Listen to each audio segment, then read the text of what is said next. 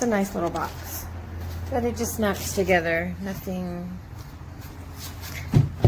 not like a tough shed or anything like that. But I guess you could put a little lock right there if you wanted to. But it's kind of what it looks like assembled. It's pretty easy.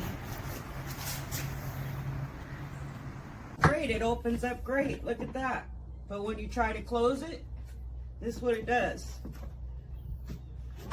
It's crooked. So it's not going to work